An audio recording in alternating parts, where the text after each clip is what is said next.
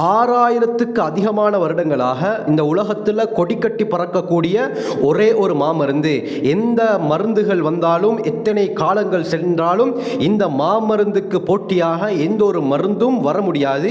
இந்த மாமருந்தை பற்றி குர்ஆன் சொல்லக்கூடிய ஆச்சரியம் என்ன, இஸ்லாத்துடைய கண்ணோட்டம் என்ன, இந்த மாமருந்துடைய மருத்துவ பலன்கள் என்ன என்ன என்பதை பற்றி தெளிவாக இந்த பதிவிலே பார்ப்போம்.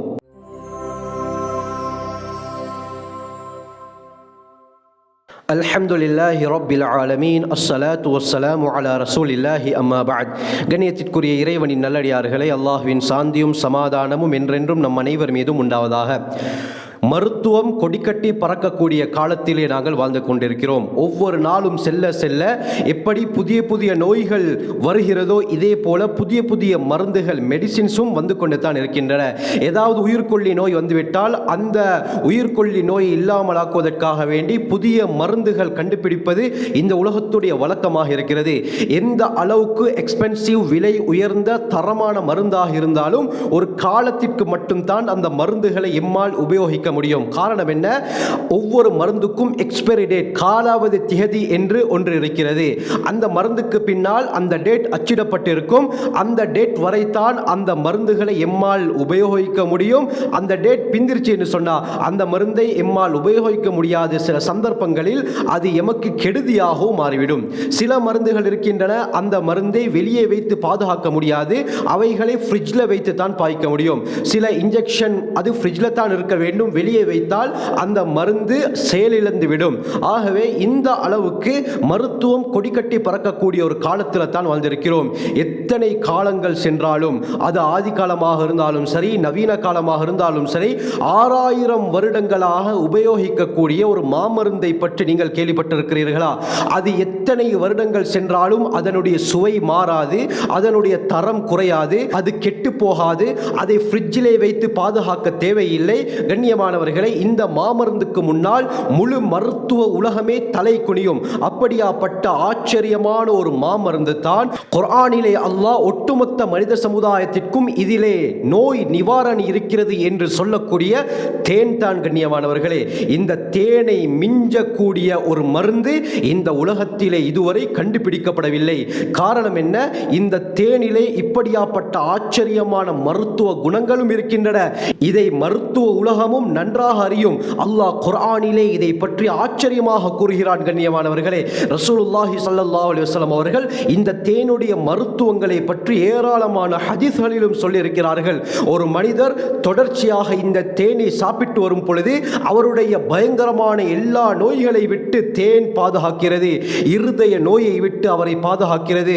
இது போன்ற வயிற்று சம்பந்தப்பட்ட நோய்கள், முக்கியமான பெரும் பெரும் நோய்களுக்கு நிவாரணியாக இந்த தேன் இருக்கிறது. கண்ணியமானவர்களே, 1400 வருடங்களுக்கு முன்னால் தேனியை பற்றி அல்லாஹ் குர்ஆனிலே பேசியிருக்கிறான். இதை நவீன உலகம் தற்பொழுது ஏற்றுக்கொண்டிருக்கிறது, ஆச்சரியப்படுகிறது. வோன் பிரிஸ்க் என்று சொல்லக்கூடிய ஒரு விஞ்ஞானி சமீபத்தில் தேனீக்களை ஆராய்ச்சி செய்து ஒரு விடயத்தை கண்டுபிடித்தார். அவர் என்ன சொல்றாருன்னா, தேனீக்கள் ஒரு பூந்தோட்டத்தில் பூக்கள் இருப்பதை அறிந்துவிட்டால் உடனடியாக அந்த தேன் பூச்சிகள் என்ன செய்யும்? தன்னுடைய கூட்டில் இருக்கக்கூடிய ஏனைய தேன் பூச்சிகளுக்கு சொல்லும். அந்த கூட்டில் இருக்கக்கூடிய பெண் தேனீகள் வந்து அந்த தோட்டத்தில் இருக்கக்கூடிய பூக்களில் உள்ள அந்த தேனை உறிஞ்சி குடிக்கும் என்று கூறுகிறார். இவர் என்ன சொல்ல வர்றாருன்னா, தேனை எடுப்பது பெண் தேனீக்கள் தான், ஆண் தேனீக்கள் கிடையாது என்ற ஒரு விடயத்தை சமீபத்தில் இவர் கண்டுபிடித்தார். ஆனால் கண்ணியமானவர்களே, அல்லாஹ் சுப்ஹானஹு வ தஆலா தேனீக்களை பற்றி சூரா நஹ்லிலே எந்த அளவுக்கு சொல்கிறான் என்றால், அவ்ஹா ரப்புக இலன் நஹல், அல்லாஹ் தேனீக்களுக்கு உள்ளுணர்வை ஏற்படுத்துகிறான். அனித்தஹிதி மினல் ஜிபாலி புயூத்தன் வமின ஷஜரி வமிம்மா யஅரிஷூன், மலைகளிலும் மரங்களிலும் முகடுகளிலும், மக்கள் வாழக்கூடிய வீட்டுடைய முகடுகளிலும் உன்னுடைய இடத்தை நீ அமைத்துக்கொள் என்று அல்லாஹ் தேனீக்களுக்கு கட்டளையிட்டான். சும்மா குலி மின் குல்லி ஸமராத், பிறகு அல்லாஹ் அடுத்த வசனத்தில் என்ன கூறுகிறான்? குலி மின் குல்லி ஸமராத், ஏனைய எல்லா பூக்களிலும் நீ தேனை எடு என்று அல்லாஹ் சுப்ஹானஹு வ தஆலா கூறுகிறான். கண்ணியமானவர்களே, இந்த இடத்திலே ஒரு ஆச்சரியம் என்னவென்றால், அல்லாஹ் எந்த வார்த்தையை தேனீக்களுக்கு பாவிக்கிறானோ அந்த வார்த்தை பெண்பாலாக இருக்கிறது. கண்ணியமானவர்களே, இத்தஹிதி எடுத்துக்கொள் என்று அல்லாஹ் கூறுகிறான். அரபியில் இத்தஹிதி என்பது பெண்பாலை சேர்ந்தது, பெண்களுக்கு தான் இந்த வார்த்தையை பயன்படுத்தப்படும். அடுத்த வசனத்தில் குழி, நீ பூக்களில் தேனை எடு சாப்பிடு என்று அல்லாஹ் கூறுகிறானே, குழி என்ற வார்த்தையும் பெண்பாலை தான் குறிக்கிறது. தற்பொழுது தான் வோன் பிரிஸ்க் தேனை எடுப்பது பெண் தேனீக்கள் என்ற விடயத்தை கண்டுபிடித்தார். ஆனால் அல்லாஹ் குர்ஆனிலே இதை 1400 வருடங்களுக்கு முன்னாலே சொல்லிவிட்டார், தேனை எடுப்பது பெண் தேனீக்கள் என்பதாக. இதனால தான் அந்த தேனீக்களுடைய தலைவனாக அல்லாஹ் பெண் தேனியை வைத்திருக்கிறான். அந்த பெண் தேனியுடைய பேர் யாசூப் என்று கூறுவார்கள். எந்த அளவுக்கு ஆச்சரியம் கண்ணியமானவர்களே, விஞ்ஞானத்தை மிகைக்கக்கூடியது அல் குர்ஆன். இந்த தேனுடைய நன்மைகள் ஆயுர்வேத மருத்துவத்திலே மிக தெளிவாக குறிப்பிடப்பட்டிருக்கின்றன. இந்த தேன்ல அத்தியாவசிய ஊட்டச்சத்துக்கள், தாதுக்கள், விட்டமின்கள் அடங்கி இருக்கின்றன. Fructose, carbohydrate, vitamin B, C, amino அமிலங்கள், நியாசின் போன்ற விடயங்கள் அடங்கி இருக்கின்றன. இந்த தேனை சாப்பிடுறதுனால பக்க விளைவுகள் ஏற்படாது, அலர்ஜி ஏற்படாது என்பதாக மருத்துவ உலகம் குறிப்பிடுது. இந்த தேன்ல 78 பங்கு கார்போஹைட்ரேட், 18 பங்கு நீர், 0.2 பங்கு தாது பொருட்கள், 3.8 பங்கு பயன் தரும் பலவித நுண்ணிய வளங்களும் இருக்கின்றன. ஸ்பெயின் நாட்டுடைய வெலன்சியா என்ற ஊர்ல, வெலன்சியா எங்களுக்கு தெரியும், சமீபத்தில் ஸ்பெயின்ல ஏற்பட்ட வெள்ளத்தில் அதிகமாக பாதிக்கப்பட்டது இந்த வெலன்சியா என்ற ஊர் தான். இந்த வெலன்சியாவில் கியூவாஸ் டி லா எரானா என்ற ஒரு ஸ்பைடர் குகை இருக்குது. இந்த ஸ்பைடர் குகை தற்பொழுது சுற்றுலா தலமாக இருக்குது. இந்த குகையில் இருக்கக்கூடிய சுவர் ஓவியங்கள் ஒன்று தான் 2 ஆண்கள் காட்டுக்கு சென்று கொடிகளில் ஏறி ஒரு பெரும் மரத்துடைய பொந்துல தேன் சேகரிப்பது போல் சித்தரிக்கப்பட்டிருக்குது. இந்த ஓவியம் 6000 வருடங்கள் பழமை வாய்ந்ததாக சொல்லப்படுது. ஆகவே இந்த தேன் 6000 வருடங்களை விட பழமை வாய்ந்த ஒரு மாமருந்து என்பதற்கு இது ஒரு சான்றாக இருக்கிறது கண்ணியமானவர்களே. தேன் மெழுகு ஓவியங்கள் ஈஜிப்டுடைய பிரமிடுகளிலும் வரையப்பட்டிருக்கிறது. எகிப்தியர்கள் நைல் நதியில தேன் பூச்சிகள் எடுத்துக்கொண்டு மேலேயும் கீழேயும் பருவகால மலர்களை தேடி சென்றுள்ளதாக அந்த ஓவியம் தெளிவுபடுத்துது. ஆக கண்ணியமானவர்களை, பழமை வாய்ந்த ஒரு ஆச்சரியமான, கெட்டு போகாத, பக்க விளைவுகள் அற்ற, அலர்ஜி ஏற்படாத ஒரு மாமருந்து தான் இந்த தேன் கண்ணியமானவர்களே. இந்த தேனின் மூலமாக எந்த அளவுக்கு அல்லாஹ் சுப்ஹானஹு வ தஆலா நிவாரணியை வைத்திருக்கிறான் என்றால், இந்த குர்ஆனுடைய ஆயத்திலே அல்லாஹ் என்ன கூறுகிறான், சும்ம குலி மின் குல்லி ஸமராத். அல்லாஹ் சுப்ஹானஹு வ தஆலா தேன் பூச்சிகளுக்கு கட்டளையிடுகிறான், என்ன, மலர்களில் இருந்து நீ தேனை எடு. இந்த அளவுக்கு அல்லாஹ் சுப்ஹானஹு வ தஆலா தேனிலே மருத்துவ குணத்தை வைத்திருப்பதற்கு முக்கியமான ஒரு காரணம் தான் அந்த தேன் பூச்சிகள் செய்யக்கூடிய தியாகம். அந்த தேன் பூச்சிகளுடைய தியாகத்தின் அடிப்படையில் தான் அல்லாஹ் இந்த தேனிலே இவ்வளவு பெரிய மருத்துவ குணத்தை வைத்திருக்கிறான். நான் தேன் பூச்சிகளை பற்றி, ஆச்சரியமான விடயங்களை பற்றி என்னுடைய புதிய சேனலான AFK அரவுண்ட் தி வேர்ல்டிலே பேசியிருக்கிறேன். அந்த சேனலில் போய் இந்த தேன் பூச்சிகளுடைய ஆச்சரியங்களை உங்களால் பார்க்க முடியும். அதனுடைய லிங்கை நான் கீழே டிஸ்கிரிப்ஷன் பாக்ஸிலே தருகிறேன், செக் பண்ணி பார்த்துக் கொள்ளுங்கள் கண்ணியமானவர்களே. அதிலே ஒரு விடயத்தை நான் குறிப்பிட்டேன், அதை மட்டும் இந்த இடத்திலே கூறுகிறேன். ஒரு தேக்கரண்டி அளவுக்கு தேன் தேவை என்று சொன்னால் தேன் பூச்சிகள் 2000 புதிய பூக்களில் இருந்து தேனை சேகரிக்க வேண்டும். இதே 1 லிட்டர் அளவுக்கு தேன் தேவை என்று சொன்னால் 4 லட்சம் புதிய பூக்களில் இருந்து தேன் பூச்சிகள் தேனை எடுக்க வேண்டும்.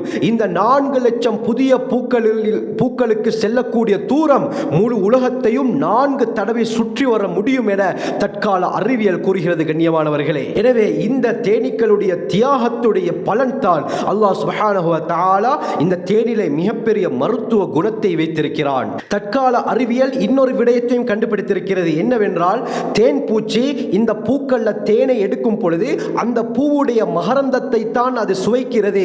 அது எப்பொழுது தேன் பூச்சியுடைய வயிற்றுக்குள்ளால் செல்கிறதோ அப்பொழுது தான் அது தேனாக மாறுவதாக தற்கால அறிவியல் கூறுகிறது கண்ணியமானவர்களே. சுப்ஹானல்லாஹ், எந்த அளவுக்கு ஒரு ஆச்சரியம். அல்லாஹ் இந்த ஆயத்திலே கூறுகிறானே, சும்ம குலி மின் குல்லி ஸமராத். ஸமராத் என்பதை கொண்டு கருத்து பூக்கள், பூக்களில் இருந்து நீ அந்த மகரந்தத்தை எடு.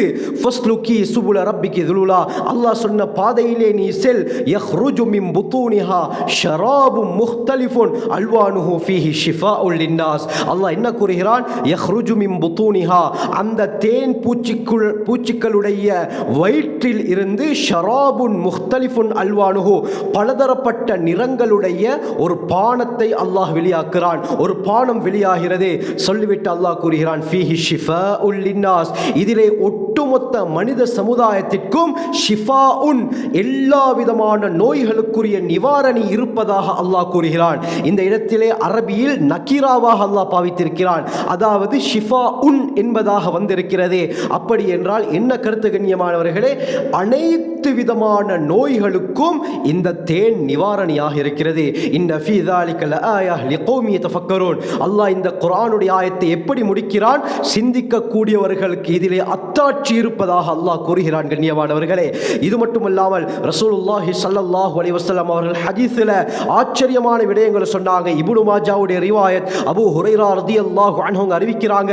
ஸல்லல்லாஹு அலைஹி வஸல்லம் சொன்னார்கள், மன் லாயிகல் அஸ்ர ஸலாஸ கதவாத்தின் குல்ல ஷஹ்ரின். ஒவ்வொரு மாதமும் 3 நாட்கள் யார் தேனை அதிகாலையிலே உள்ளங்கையில் ஊற்றி நக்கி சாப்பிடுகிறாரோ லம் யுஸிபுஹு அதீபும் மினல் பலாஇ, பயங்கரமான எந்த ஒரு நோயும் அவரை அண்டாது என்று ஸல்லல்லாஹு அலைஹி வஸல்லம் சொன்னார்கள்.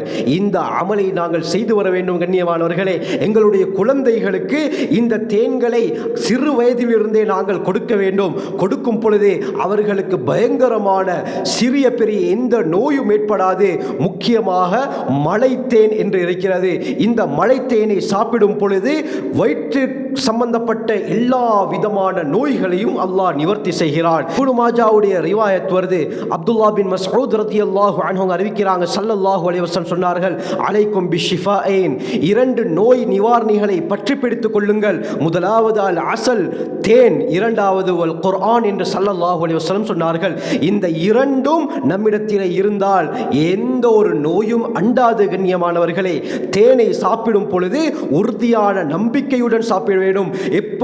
எப்படி நாங்கள் இங்கிலீஷ் மெடிசின் குடிக்கும் பொழுது அதிலே முழுமையான நம்பிக்கையை வைத்து அந்த மருந்தை குடிக்கிறோம், அந்த நோய் அப்படி இல்லாமலாகிறது. இதற்கு மனது தான் காரணம். கண்ணியமானவர்களே, அந்த நம்பிக்கை தேனிலே வந்தால் நிச்சயமாக அல்லாஹ் சுப்ஹானஹு வ தஆலா இவருடைய நோய் இல்லாமலாக்குவான். இஸ்லாம் கூறக்கூடிய மருத்துவத்திற்கும் இங்கிலீஷ் மருத்துவத்திற்கும் உள்ள வித்தியாசம் என்னவென்றால், மார்க்கறிஞர்கள் கூறுறாங்க, இங்கிலீஷ் மருத்துவத்தை எடுத்துக்கொண்டால் ஒருவருக்கு தலைவலி ஏற்படும் பொழுது அவர் பெனடோலை எடுத்து சாப்பிடுகிறார் அல்லது வேறு மருந்துகளை எடுத்து குடிக்கிறார். குடித்ததின் காரணமாக அந்த நோய் அப்படியே இல்லாமலாகி விடுகிறது. அதாவது உடம்புக்குள்ளால் இருக்கும் வருத்தம் மட்டும் இல்லாமலாகும், அடியோடு இல்லாமலாகாது.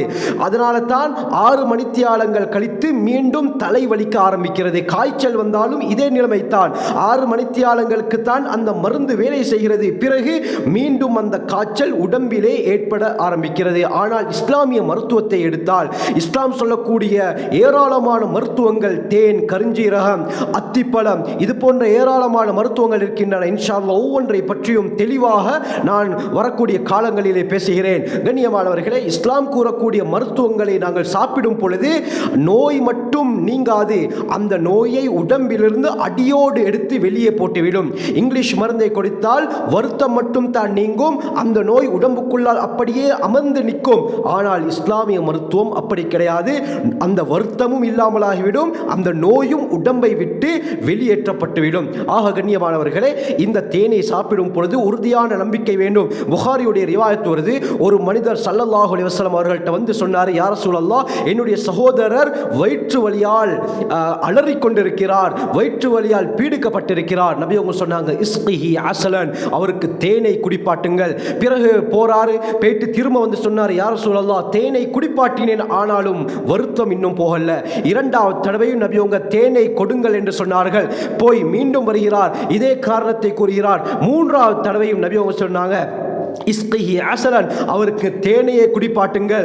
4வது முறை அவர், அதாவது 3வது முறை போய் விட்டு வந்து சொல்கிறார், யா ரசூலல்லாஹ், என்னுடைய சகோதரருக்கு இன்னும் குணமாகலையே. அந்த நேரத்தில் ஸல்லல்லாஹு அலைஹி வஸல்லம் என்ன சொன்னாங்க, சதகல்லாஹ், அல்லாஹ் தேனுடைய விடயத்தில் உண்மையை கூறிவிட்டான், ஆனால் உன்னுடைய சகோதரருடைய வயிறு பொய் உரைத்து விட்டது என்று ஸல்லல்லாஹு அலைஹி வஸல்லம் சொன்னார்கள். அதற்கு பிறகு 4வது தடவை போய் அவர் தேனை உறுதியான நம்பிக்கையுடன் கொடுக்கிறார். அதற்கு பிறகு இவர் வந்து கூறுகிறார், என்னுடைய சகோதரனுடைய வயிற்று வலி குணமடைந்து விட்டது என்று. ஆக கண்ணியமானவர்களே, நபியோங்க இந்த ஹதீஸிலே என்னத்தை சுத்தி காட்டினாங்கண்டா, அல்லாஹ் குர்ஆனிலே ஒட்டுமொத்த நோய்க்கும் நிவாரணி இருக்கிறார் என்று கூறும் பொழுது இவருக்கு மட்டும் எப்படி குணமாகாமல் இருக்கிறது? அவர் உறுதியான நம்பிக்கையுடன் குடித்தால் நிச்சயமாக குணமாகும். எப்பொழுது அவர் உறுதியான நம்பிக்கையுடன் குடித்தாரோ அல்லாஹ் உடனடியாக அவருக்கு ஷிஃபாவை, நிவாரணத்தை ஏற்படுத்தினார். ஆகவே நம் கையிலே இந்த தேன் இருக்கிறது கண்ணியமானவர்களே, மிகவும் பெருமதியான ஒரு மாமருந்து. இன்ஷா அல்லாஹ் இன்னொரு பதிவுல இந்த தேனுடைய வகைகளை பற்றி தெளிவாக குறிப்பிடுகிறேன். ஆகவே நாம் நம் வாழ்க்கையை சிறந்த முறையிலே அமைத்துக் கொள்ள வல்ல அல்லாஹ் நம் அனைவருக்கும் கிருபை செய்வானாக. ஜஸாக்குமுல்லாஹு கைர். வாஹிரு தஅவானா அல்ஹம்துலில்லாஹி ரப்பில் ஆலமீன்.